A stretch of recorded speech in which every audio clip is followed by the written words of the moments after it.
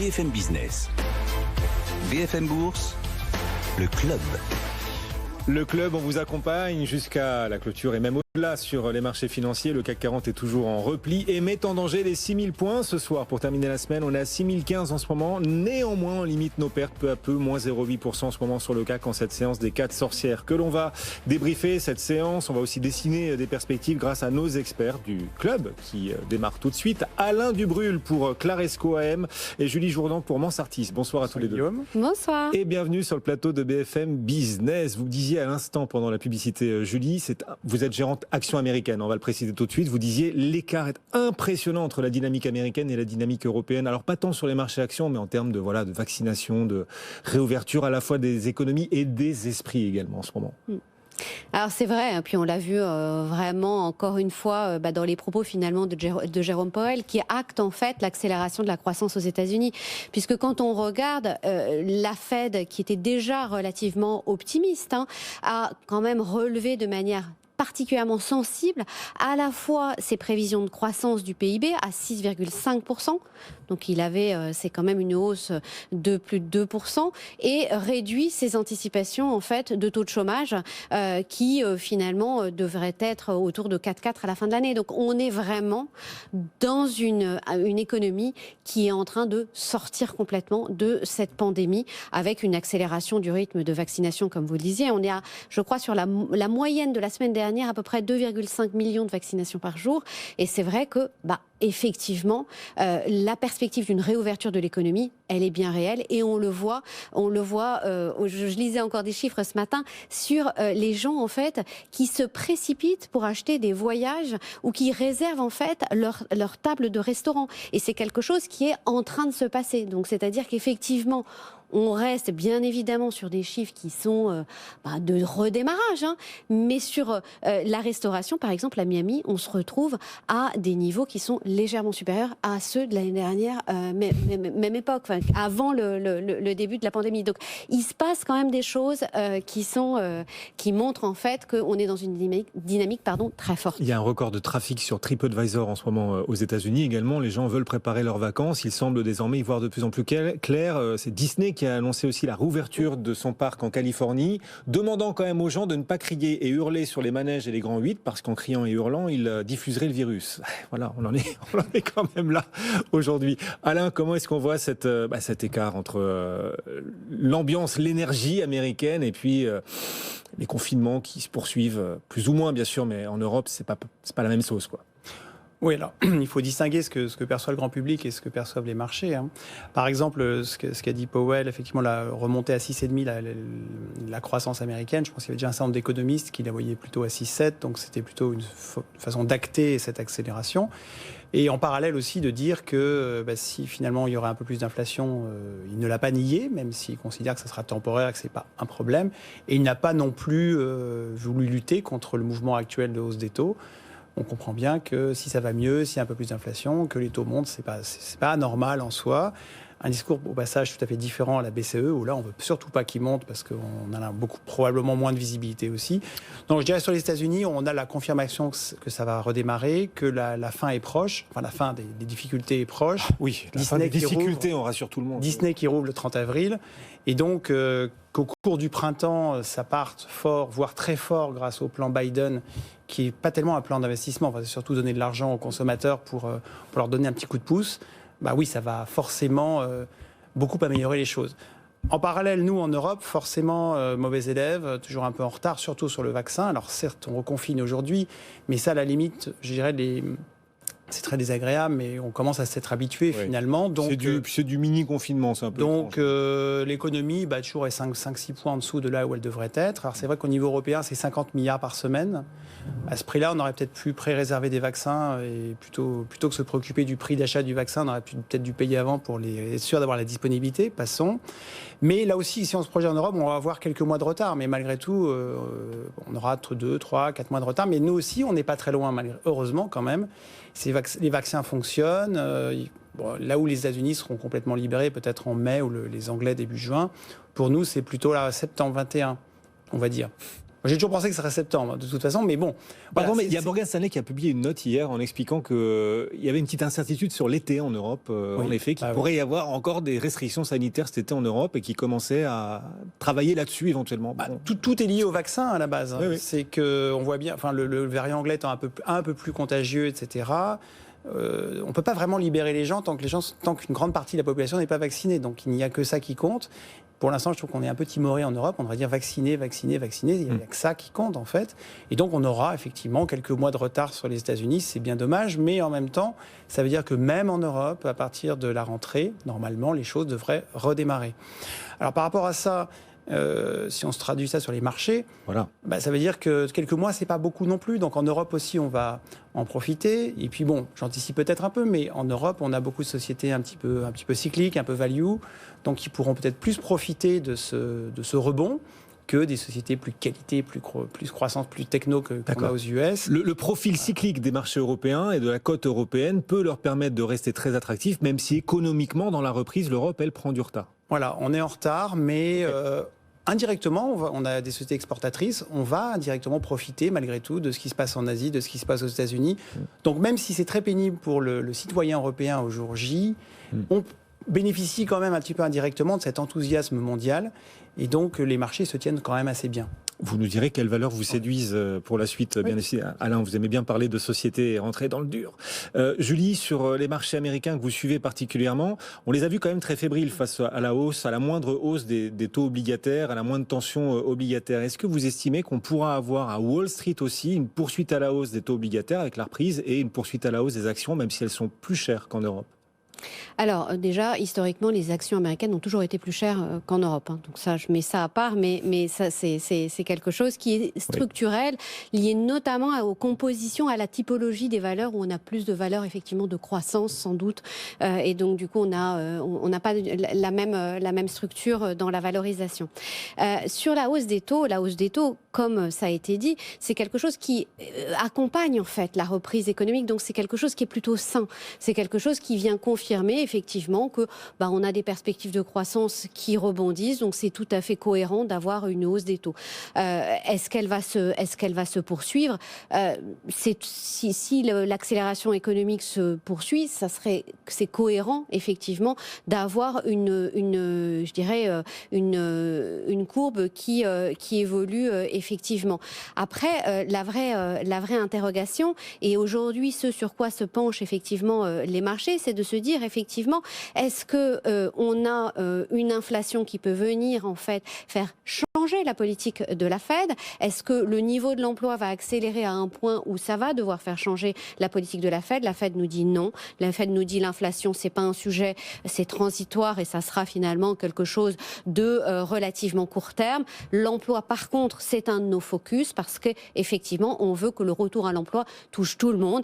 Le plan effectivement de Biden va exactement dans le même sens, c'est-à-dire redonner du pouvoir d'achat aux Américains et pas uniquement en fait à ceux qui avaient finalement qui ont pas trop souffert de la crise. C'est donner du pouvoir d'achat et de l'emploi à tous les Américains et en particulier à ceux qui ont souffert de la crise ou ceux qui finalement ont des niveaux de formation qui sont plus faibles. Donc c'est vraiment là-dedans qu'est la politique aujourd'hui de la Fed et effectivement cet accompagnement va se traduire par aujourd'hui on a une belle visibilité en fait sur la politique accommodante de la Fed et je pense que ça c'est quelque chose à bien garder en tête effectivement sur les marchés. Après effectivement on a des marchés dont la poursuite de la hausse, bien évidemment, sont dépendants du fait que les attentes qui sont aujourd'hui actées, comme c'était si bien dit, c'est acté effectivement par Jérôme Powell, vont délivrer à la hauteur de ces attentes. Et c'est vrai que la réalité, c'est qu'on l'a vu par exemple avec les résultats de Nike aujourd'hui, c'est-à-dire que la demande est très forte.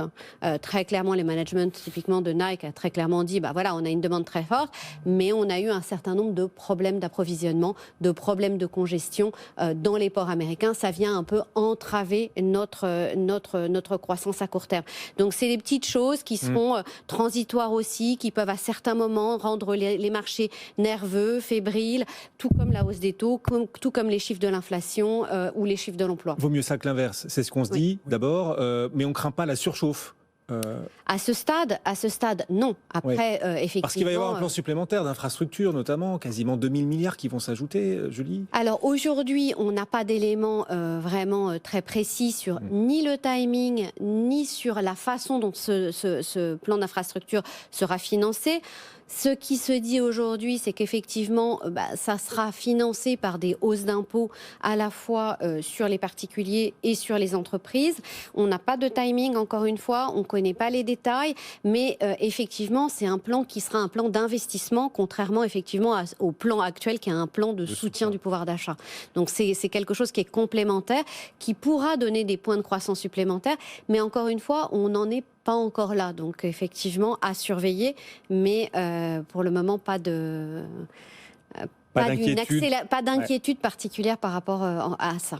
Chez vous non plus, pas d'inquiétude, pas de crainte de surchauffe de l'économie américaine, d'une inflation qui galoperait un peu trop vite au goût des banques centrales, un peu trop vite pour l'économie. Quand on parle de surchauffe, déjà sur l'inflation, il faut distinguer celle des matières premières ou l'énergie, ou par exemple ce qu'on citait sur Nike, c'est-à-dire que quand ça redémarre très vite, parfois l'offre ne suit pas. Oui. On peut imaginer que demain, si le week-end prochain, rêvons un peu, mais le jour où on dira aux Français vous pouvez retourner au restaurant, il est probable que les premiers week-ends ça va être très très saturé.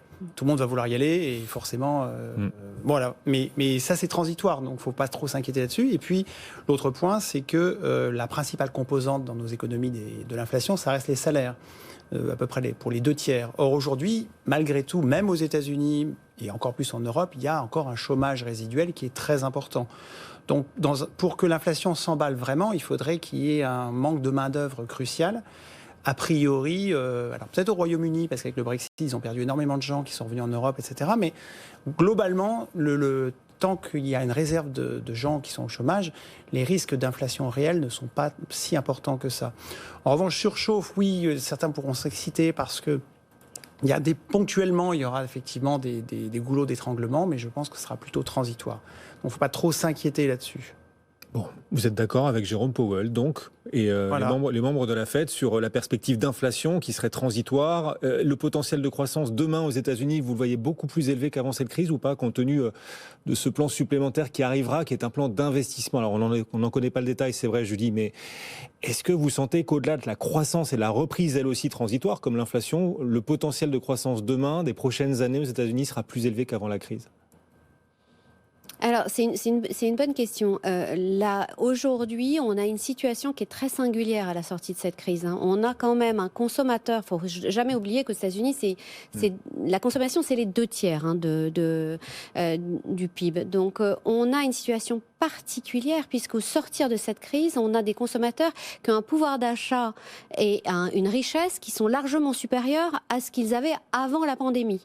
Donc, que ce soit parce que les actifs à la fois financiers, l'immobilier ont beaucoup progressé pendant la pandémie, ou que ce soit parce qu'effectivement, ils ont perçu des aides pendant cette pandémie. Donc on se retrouve dans cette situation absolument exceptionnelle où effectivement, au sortir de la crise, on a un consommateur qui, a priori, et de manière pas égale pour tout le monde bien évidemment, mais est globalement plus riche, qui va donc nourrir en fait cette consommation.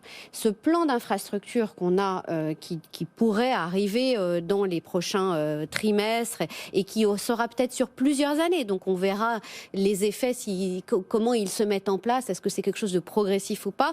Je pense que au-delà de ça, ce qu'il faut voir, c'est qu'on est en train d'assister quand même à ce plan d'infrastructure, il vise quand même à accélérer la transition énergétique. Et accélérer cette transition énergétique, c'est quelque chose qui est créateur effectivement de valeur pour l'économie américaine et sur lesquels il y a sans doute effectivement une accélération de croissance à attendre dans les prochaines années. Donc ça accélère quelque chose qui était déjà, on va dire, en train de se mettre en place. Donc c'est sans sans doute effectivement un élément d'accélération de l'économie et qui est très positif. Mais encore une fois, il ne faut jamais sous-estimer effectivement cette partie consommation qui est très forte et très importante aux États-Unis. On va poursuivre nos échanges dans un instant. Alain, vous allez nous apporter vos idées de valeurs pour la suite, valeurs dont vous estimez qu'elles gardent un beau potentiel. On parlera également des relations sino-américaines aussi, puisque les échanges, le dialogue a repris hier, assez glacial manifestement, et puis un possible plan supplémentaire de relance pour l'Europe. C'est une question que je vous poserai, alors que c'est vrai que l'Europe a du mal à sortir de la nasse sanitaire, de la nasse du virus, et l'Allemagne d'ailleurs indique éventuellement envisager de nouvelles restrictions dans la mesure où les nouvelles contaminations sont à nouveau plus nombreuses. Elles sont à un nouveau record depuis le mois de janvier. On va en reparler dans un instant aussi. Le CAC 40 en tout cas est en repli en cette séance des 4 sorcières, séance assez volatile. Le CAC perd 0,8%. On est à 6013 points. À tout de suite sur BFM Business. BFM Business, BFM Bourse, le club. Avec nos experts, alors que le CAC 40 ce soir met en danger les 6000 points, on est à 6013 points, on replie sur le CAC de 0,8%, mais on réduit un peu nos pertes par rapport au milieu d'après-midi. C'est la bonne nouvelle, parce qu'à Wall Street, on repart un peu de l'avant. Le Nasdaq d'ailleurs aujourd'hui récupère. Après une séance compliquée hier, il récupère aujourd'hui 0,8%. On en parle avec Julie Jourdan, justement, gérante actions américaines pour Mansartis, et Alain Dubru, le directeur général délégué de Claresco Finance. Dans une poignée de secondes, Alain, vous allez nous donner quelques idées de valeur pour la suite. Juste à l'instant, Julie nous disait, pour la suite, le potentiel de croissance aux États-Unis devrait être assez costaud quand même, au-delà du rebond de cette année. On pourrait avoir peut-être 24 mois assez costauds. Pour la suite, vous êtes un peu plus prudent au-delà de la reprise cette année qui sera évidemment spectaculaire pour l'économie américaine. Vous dites ensuite ce sera beaucoup plus compliqué. Le potentiel de croissance demain aux États-Unis ne sera pas forcément beaucoup plus élevé qu'avant la crise. Il sera plus élevé qu'en Europe pour un certain nombre de raisons structurelles, mais... Là, vous cassez l'ambiance tout de suite, oui. Mais quand même, l'idée c'est que au-delà de cette crise, on a quand même en Europe comme aux États-Unis des bilans... Des États qui sont quand même lourdement endettés. Donc une partie du boost d'activité vient du fait que les États dépensent sans compter. Ça ne peut pas durer éternellement. Donc certes, il faut relancer la machine, ça c'est très bien, mais derrière, il va falloir commencer à rétablir un petit peu de rigueur budgétaire. En Europe, on dirait, ça c'est pas à n'importe quel coût, c'est pas whatever it costs. Et donc, à un moment, on va commencer à dire, on réduit un petit peu la lance à incendie, on remet des impôts. L'Angleterre était la première à le dire, elle va repasser son IS de 17 à 25%.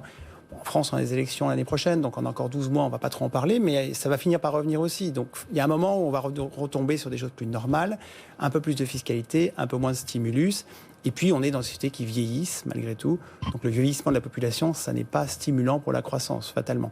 Mais néanmoins, on peut quand même être aux États-Unis sur des croissances à 2, 2,5 et en Europe sur 1,5, 2, ça serait déjà pas mal. Oui. Et on pourrait voir nos marchés européens continuer de surperformer, c'est ce que vous nous disiez, malgré une croissance inférieure à celle des États-Unis cette année. Parce que le mix de l'Europe aujourd'hui est peut-être plus cyclique ou plus value. Donc dans un contexte de reprise, c'est typiquement les périodes où l'Europe peut faire mieux que les États-Unis. Vous continuez de renforcer votre exposition à l'Europe plutôt qu'aux États-Unis, par exemple, chez Claresco ? Oui, de ce point de vue-là, on a un petit peu plus renforcé l'Europe. Alors, au début de l'année, on avait notamment renforcé le Royaume-Uni, parce que typiquement, ils étaient au fond du trou en décembre, c'est pire que nous, mais en même temps, ils vaccinaient très fort. Donc, en janvier, février, mars, finalement, même s'ils allaient mal sanitairement, les marchés ont un petit peu joué le Royaume-Uni en disant qu'il y aura un fort rebond. Et effectivement, ils vont bientôt sortir, malgré le Brexit. L'Angleterre va être le premier pays d'Europe à redémarrer de ce point de vue-là. Mais je dirais que maintenant, les marchés étant toujours un petit peu à l'avance, c'est plutôt du côté de l'Europe où, en tant que citoyen, on a l'impression d'être au fond du trou, mais d'ici 3-6 mois, c'est là aussi que ça va redémarrer, et a priori assez fort. Et c'est en Europe qu'on produira le plus de vaccins dans le monde. Ce sera dans quelques mois, ça nous paraît une éternité, mais ce sera... Mais on les aura aussi, malgré tout. Exactement. Donc l'Europe aujourd'hui, je dirais pas au fond du trou, mais en tout cas, c'est le moment où il faut commencer à regarder l'Europe continentale de manière un peu plus sérieuse que d'habitude. Et puis, on a aussi un effet taux qui est moindre qu'aux États-Unis. Donc ça nous aide aussi indirectement. Des valorisations qui sont moindres. Et in fine, tout va se faire sur la croissance des résultats, puisque sur 2020, si on prend l'Europe, en gros, c'est difficile de faire des moyennes, mais en gros, les résultats ont baissé de 40%. On ne les a pas tous encore, mais on n'est pas loin de ça. Et aujourd'hui, le consensus sur 2021, il est sur un rebond. Il pensait à un rebond de 40. Là, on commence à parler plutôt de plus 50. Moi, je serais plutôt sur plus 60. Après, tout dépend de quoi on parle et si on prend les résultats récurrents, non récurrents, etc. Mais on est véritablement parti sur un vrai rebond des résultats. Sachant qu'en Europe, on a beaucoup plus, par rapport aux États-Unis ou même au Japon, le résultat des entreprises dépend plus du non-Europe. On a plus de sociétés qui sont exportatrices, qui sont mondiales. Et donc, rien que le fait que les États-Unis redémarrent dès maintenant ou l'Asie, ça va déjà se voir dans le résultat des entreprises européennes dès le deuxième trimestre. Donc oui, il y a une bonne dynamique. Alors en termes de valeur, nous, chez Claresco, on a voilà, pour ceux qui nous écoutent, qui cherchent des idées pour la suite. Quels sont vos choix chez Claresco? On est quand même qualité et croissance, mais c'est vrai, là, cette année, on fait un petit effort vers les cycliques et la value, parce qu'il faut quand même accompagner l'air du temps et que sur les prochains trimestres, ce sont des thématiques gagnantes. Donc par exemple, j'ai rentré du Volkswagen il n'y a pas longtemps dans les portefeuilles. C'est la première fois depuis 10 ans que j'ai une automobile. Qui est devenue la première capille à nouveau du DAX là, devant SAP. Que nous dit Volkswagen, qui a vendu plus de voitures électriques que Tesla l'année dernière, personne n'a semblé s'en rendre compte, mais que l'électrique va devenir fondamental chez eux, que d'ici 2030, 70% de leurs voitures seront électriques. Et là, ça a été un peu une révélation pour le marché. Et le titre est en train de devenir le Tesla européen quasiment. Enfin, en termes de valorisation. Et donc, on est monté de 160 à 230. Et c'est probablement pas terminé. Dans la foulée de ça, on a d'autres sociétés, par exemple comme Valeo, qui aujourd'hui ont eu un démarrage d'année assez faiblard en fait, mais qui finalement sont parmi les sociétés qui seront le plus, dont la croissance va être particulièrement liée à l'essor de l'électrique, notamment chez Volkswagen, mais pas que. Et donc voilà, c'est une valeur, je pense, qui a un petit peu de retard aujourd'hui, qui n'est pas très aimée par les analystes, mais si on croit à la montée en puissance plus rapide de l'électrique, c'est certainement un véhicule intéressant à jouer aujourd'hui. L'automobile en général. On a aussi toutes les sociétés sur les matériaux de base, ou typiquement type Arcelor, type Imerys, dans les small cap, Jacquet Metal, qui fait du commerce de métaux. Ce sont des sociétés qui, par exemple, en décembre, ne voyaient rien du côté de la demande des entreprises. C'est un discours plutôt un peu pessimiste. Alors qu'on voyait en amont le minerai de fer qui s'enflammait, etc. Et ben voilà, 2-3 mois après, ça y est, ils commencent à nous dire, oui, on commence à sentir, tout le monde commande, tout le monde va faire des stocks de précaution, ça va redémarrer. Donc il y a toute cette partie manufacturing en amont qui est assez porteuse en ce moment. Également, avec la hausse des taux. Alors, c'est vrai qu'en Europe, ils ne montent pas autant qu'aux États-Unis, mais il y a quand même cette dynamique, malgré tout, à la hausse. Donc, les secteurs assurance et banque, qui étaient très pénalisés, aujourd'hui, remontent assez rapidement. L'assurance moins vite que la banque, donc c'est peut-être sur l'assurance. Logiquement, l'assurance moins vite que la banque, parce que sur la banque, c'est plus fort. Et puis aussi, pour la banque, la perspective d'un redémarrage de l'économie, ça veut dire aussi moins de casse dans les emprunts, moins de défauts sur les taux. Donc il y a un double effet. Mais il faut, même dans l'assurance, quand l'économie va mieux, il y a moins de sinistres. Voilà. Donc voilà, banque, assurance, auto, les métaux. Et puis du côté des valeurs de croissance, quand même, des valeurs par exemple comme groupe LDLC ou on n'abandonne pas les valeurs de croissance sous prétexte que les taux montent. Attention, il faut faire le tri. Certaines gardent évidemment du potentiel. Des valeurs de online qui ont beaucoup monté, donc il y a eu quelques prises de profit, mais sur lesquelles les valorisations absolues restent en fait assez faibles. On est à 10-12 fois les résultats. Ça va continuer à croître. Et là, moi, je reste très confiant aussi. Intéressant, très pratique aussi pour ceux qui nous écoutent et qui cherchent des idées pour la suite. Julie, qui suivait particulièrement de votre côté les marchés américains, on a vu hier la reprise des discussions, donc à haut niveau désormais à nouveau entre Américains et Chinois. C'était en Alaska. L'ambiance a été assez glaciale et pas qu'à cause de la météo. On a vu que malgré l'arrivée de Joe Biden, on a eu l'illustration du fait que cette arrivée de Joe Biden à la Maison-Blanche ne va pas changer grand-chose dans les relations, dans les rapports. Ça a été très très tendu entre Américains et Chinois. Est-ce que ce sujet-là risque de rester un sujet de friction entre les deux pays, mais surtout de tension pour les marchés qui, sur des phases de baisse, cherchent et utilisent tous les prétextes pour justifier un repli. Est-ce que ces tensions entre Américains et Chinois, vous les sentez parties pour éventuellement perdurer et surtout s'aggraver? Alors je pense que nous, en tant que gérants, notre rôle, c'est de voir effectivement est-ce que ça a un impact sur les marchés. Parce qu'effectivement, c'est ce qui s'est passé avec Trump, où on a bien vu que durant son mandat présidentiel, les tensions se sont transformées en taxes, en mesures de rétorsion et derrière en impact en fait sur les marchés.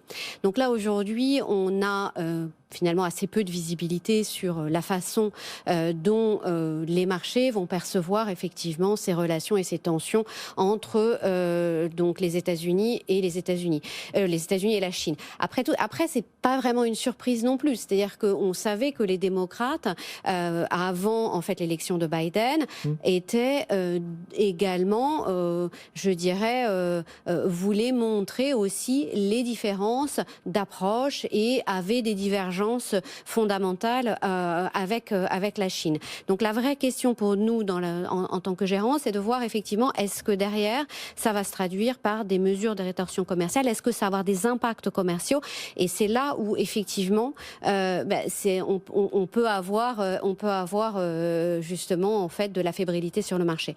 Donc pour le moment, je pense que c'est un petit peu tôt pour. On est encore dans le flou là-dessus. Hein. Ouais. Ouais. Hier, donc depuis l'Alaska, le conseiller de la Maison Blanche qui participait à ces discussions a assuré que les États-Unis ne voulaient pas d'un conflit avec la Chine, mais étaient ouverts à une compétition rude. Ce à quoi son homologue chinois a répondu qu'il fallait abandonner la mentalité de guerre froide. Nous ne voulons ni confrontation ni conflit, disent les Chinois. Bon, évidemment, chacun joue sa pièce. Hein. Voilà. De votre côté, Alain, comment est-ce que vous regardez tout ça ? Moi, je suis pas trop inquiet, dans la mesure où Biden a un message très politique. C'est-à-dire qu'il dit, voilà, il y a des choses qui sont inacceptables, il traite Poutine de tueur, etc. Et en même temps, ils sont assez pragmatiques. C'est-à-dire, ils discutent sur l'Afghanistan. Avec les Chinois, ils sont prêts à... Quelque part, disons que c'est un peu un discours moralisateur, où on dit ce qui ne va pas. Et en même temps, contrairement à Trump, où on s'envoie toute la figure avec un discours un peu brutal, il y a une sorte d'un discours de vérité sur nos désaccords, et en même temps, une certaine de courtoisie, un retour à une diplomatie plus normale, où on dit des choses, mais en même temps, on accepte de travailler ensemble et de se parler quand on a des sujets communs. Le réchauffement climatique, notamment. Par exemple, avec les Russes, c'est très clair. Ils s'insultent et en même temps, ils discutent sur l'Afghanistan. Avec les Chinois, on est plus sur... Aujourd'hui, j'ai l'impression que la thématique est plus passée sur l'idée que Taïwan va être protégé, les États-Unis qui consultent le Japon, les alliés asiatiques, pour barrer les ambitions politiques de la Chine, mais pour autant... Quand il s'agira de coopérer ou de faire des transactions commerciales, il y a peut-être moins d'opposition brutale qu'avec Trump. Donc d'un point de vue strictement marché, je trouve que c'est plus prévisible. Enfin, c'est moins inquiétant. Merci à tous les deux. C'était le club, comme chaque jour, chaque soir sur BFM Business. Alain Dubrul, le directeur général délégué de Claresco Finance. Julie Jourdan, gérante actions américaines pour Mansartis. Bonne soirée, bon retour, bon week-end à tous les deux avec quelques heures d'avance, quelques minutes d'avance même. Le CAC 40 actuellement est en repli de 0,8%. On va vivre ensemble la clôture dans une poignée de secondes. Pour l'instant, on préserve les 6000 points de justesse. Mais on les préserve, on est à 6012 points, on va vivre tout cela avec Étienne dans un instant. Étienne Braque depuis la Tour Euronext à Paris La Défense. À tout de suite sur BFM Business. BFM Bourse, vos placements, nos conseils sur BFM Business.